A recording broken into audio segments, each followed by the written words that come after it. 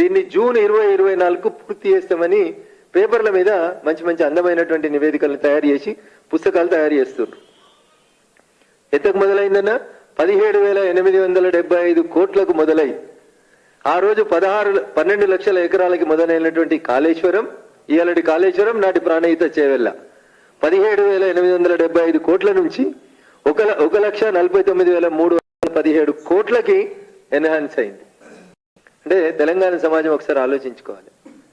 రఘునందన్ రావు చెప్తలేడు, ఈ రోజు దాకా ప్రభుత్వ అధికారిక గణాంకాల ప్రకారం ఎస్టిమేటెడ్ ఎకరాలు 18 లక్షల ఎకరాలకి నీళ్లు ఇవ్వాలని చెప్పి వీళ్ళు కలలు కానీ 2016లో చంద్రశేఖరరావు గారు దీన్ని మొదలు పెడితే ఈ రోజు దాకా నీళ్ళు ఇచ్చింది ఎంత అంటే వీళ్ళు గొప్పగా చెప్పుకున్నది కేవలం 42,000 ఆయకట్టుకు మాత్రమే నీళ్లు ఇవ్వడం జరిగింది. ఎంత ఖర్చు పెట్టిరన్నా ఇయ్యలేడు దాకా 1,05,000 కోట్ల రూపాయల నిధులని ఖర్చు చేసి 1,05,000 కోట్ల రూపాయలని ఖర్చు చేసి ఇయ్యాలటి దాకా వీళ్ళు ఇచ్చినటువంటి ఎకరాలు ఎంత అంటే 42,000 ఎకరాల ఆయకట్టుకు మాత్రం అదనంగా నీళ్లు ఇవ్వగలిగింది 10 సంవత్సరాల బీఆర్ఎస్ ప్రభుత్వ పాలన. ఇదంతా మెష్ అవుతుంది కాబట్టి ఏసీబీ ఇన్వెస్టిగేట్ చేస్తేనో మేడిగడ్డ పోలీస్ స్టేషన్లో ఎఫ్ఐఆర్ చేస్తేనో దీనివల్ల ఫలితం జరగదు. కాబట్టి దీని వెనకాల ఉన్నటువంటి కంపెనీ తెలంగాణ సమాజం అంతా తెలుసు, దేశం అంతా తెలుసు. మెగా ఇన్ఫ్రాస్ట్రక్చర్ అనేటువంటి మెగా అనేటువంటి ఒక కంపెనీ దీని వెనకాల ఉంది. ఈ ఒక్క కంపెనీయే సుమారు 48,000 కోట్ల రూపాయలు out of 1,05,000 crores of rupees లో 48,000 కోట్ల రూపాయల లబ్ధి జరిగిందంటే అదొక మెగా కంపెనీకి మాత్రమే జరిగింది అనేది ఇప్పటిదాకా అనేక రకాలైనటువంటి నివేదికలు రాష్ట్ర ప్రభుత్వం ముందున్నటువంటి నివేదికలు తెలియజేస్తున్నాయి. ఇవన్నీ కప్పిపుచ్చుతున్నారు. కాబట్టి నేను గౌరవ ముఖ్యమంత్రి రేవంత్ రెడ్డి గారికి ఒకటే మాట్లాడుతున్నా. ఉత్తమారెడ్డి గారు సమీక్షించిర్రు, ఎల్ఎన్టీని తిట్టిర్రు, రేవంత్ రెడ్డి గారు సమీక్షించిర్రు, మొత్తం డీటెయిల్ గా రిపోర్ట్ ఇయ్యండ్రి, అవసరమైతే హైకోర్టుకు ఉత్తరం రాస్తాం, సిట్టింగ్ జడ్జి తోటి విచారణ జరుపుతాం. ఎందుకన్నా ఇవన్నీ డొక్క తిరుగుళ్ళు ఎందుకు? స్ట్రైట్ మీరే అమిత్ షా గారికి రాసిన ఉత్తరంలో ఏం రాసిరంటే, నా దగ్గర కాళేశ్వరం ప్రాజెక్టుకు సంబంధించిన అవినీతి ఆధారాలన్నీ నా దగ్గర ఉన్నాయి, మీరు విచారణ ప్రారంభిస్తామంటే నేను పూర్తి సాక్ష్యాధారాలు మీకు ఇస్తా అన్నారు వారు.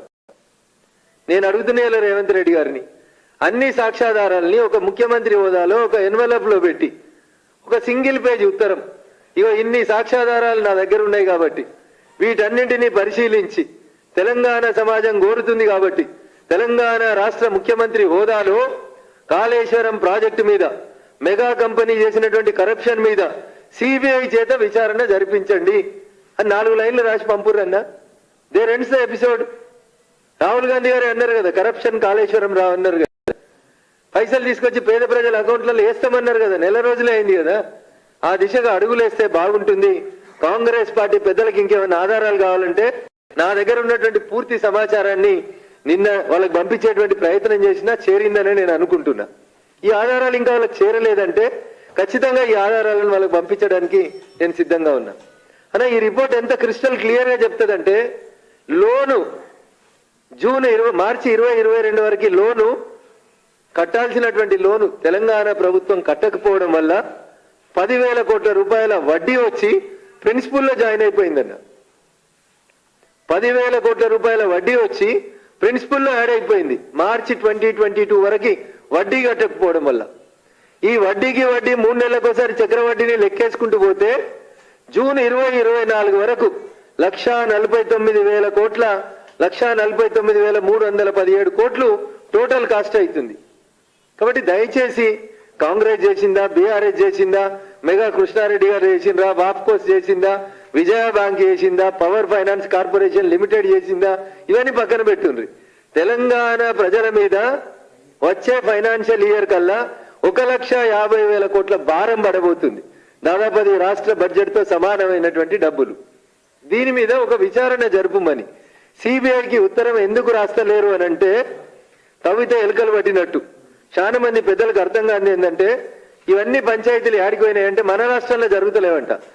రాష్ట్రంలో ఒక పెద్ద మనిషి చుట్టూ వీళ్ళంతా ప్రదక్షిణ చేస్తుర్రని, ఈ మెగా కంపెనీ పక్కన పోయి కర్ణాటకలో కొన్ని కాంట్రాక్టులు పొందిందని, అక్కడ ఉన్నటువంటి ఒక గౌరవ ప్రజాప్రతినిధి గారు తెలంగాణలో కూడా చక్రం తిప్పుతున్నారని, వారిని మీరు కలిసినారని, మెగా కంపెనీ పెద్దలు కలిసిండ్రని, అందుకనే ఈ పంచాయతీ అంతా కేవలం మేడిగడ్డ వరకే కన్ఫైన్ చేసి ఎల్ఎన్టీ సంస్థ వరకు మాత్రమే దీన్ని ఆపేసి అసలు కాళేశ్వరం కరప్షన్ కి కారణభూతమైనటువంటి మెగా కంపెనీని పక్కకు తప్పించాలని చెప్పి కొన్ని కుట్రలు జరుగుతున్నాయని చెప్పి ఒక విషయం తెలంగాణ సమాజంలో చర్చ జరుగుతుంది.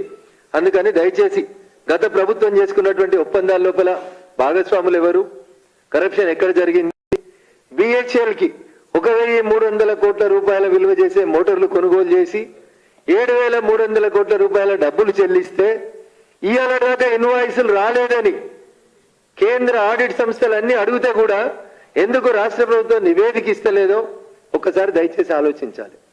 సో కాళేశ్వరం మీద ఒక్క నిమిషంలో అసెంబ్లీలో పవర్ పాయింట్ ప్రజెంటేషన్ తోటో లేకపోతే హైకోర్టులో మేడిగడ్డ ఎఫ్ఐఆర్ ని సిబిఐకి ట్రాన్స్ఫర్ చేయమని కథను డైవర్ట్ చేయడానికో దయచేసి చేయొద్దని, నిజాయితీగా తెలంగాణ సమాజం పక్షాన గట్టిగా నిలబడతా కొట్లాడతా అని చెప్పినటువంటి ముఖ్యమంత్రి గౌరవనీయులు రేవంత్ రెడ్డి గారు మీ కష్టం లేకుండా మీ మీద బురద పడకుండా ఒక 4 లైన్లు పెట్టి భారత ప్రధానమంత్రికి మీరు ఉత్తరం రాయండి, సిబిఐ చేత విచారణకు అడుగుదాం, మీరు ఉత్తరం రాస్తే ఆ దిశగా భారత ప్రభుత్వం అడుగులేసేటట్టు భారతీయ జనతా పార్టీ నాయకులుగా మేము కూడా ప్రయత్నం చేస్తాం.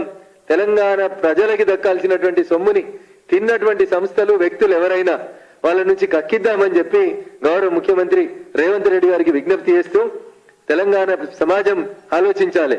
సమీక్షలు, హైకోర్టు జడ్జీల చేత విచారణ కోసం అని రాస్తున్న ఉత్తరాలు ఇవన్నీ కేసును పక్కదారి పట్టించి ఎవరిలో కాపాడేందుకు చేస్తున్నటువంటి ప్రయత్నాలుగా భారతీయ జనతా పార్టీగా మేము భావిస్తా ఉన్నాం.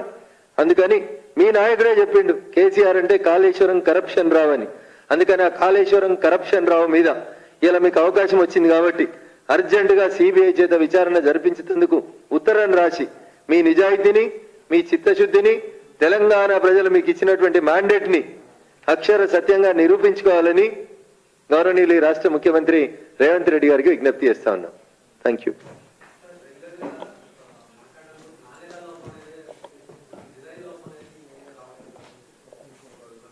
సరే, నేను అందుకనే చెప్తా ఉన్నా, ఈ మొత్తం ఎపిసోడ్ని కాంగ్రెస్ పార్టీ కేవలం మేడిగడ్డకు మాత్రమే కన్ఫైన్ చేసి మేడిగడ్డలో నాణ్యత లోపం జరిగింది, కాపర్ డ్యామ్ కట్టలేదు, ప్రాపర్ గా డిపిఆర్ అప్రూవల్ కాకంటే ముందే కట్టినారు, ఎల్ఎన్టీకి ఇంకా ఫైనల్ బిల్లు చెల్లించలేదని కొందరు ఇరిగేషన్ అధికారులు అంటారు. ఇగో లేదు మేము పని పూర్తి చేసినామని మాకు సర్టిఫికెట్ ఇచ్చిండ్రని ఎల్ఎన్టీ అంటది. నేను మిత్రుడు గౌరవ ముఖ్యమంత్రి రేవంత్ రెడ్డి గారిని ఒకటే అడుగుతున్నా, ఇంకా ఫైనల్ బిల్లు చెల్లించకపోతే ఆ బిల్లు ఆపివేయండి. నాణ్యత లోపం ఉంది, కాపర్ డ్యామ్ కట్టలేదు, అయినప్పటికీ కూడా పని అయిపోయిందని సర్టిఫికెట్ ఇచ్చింది ఈఎన్సీని సస్పెండ్ చేయండి. Due negligence on the part of the government delegation of the duties remind చేయండి ఆయనని. అసెంబ్లీలో రేవంత్ రెడ్డి గారు మంచి మాట అన్నారు, స్పీకర్ గారు వాళ్ళని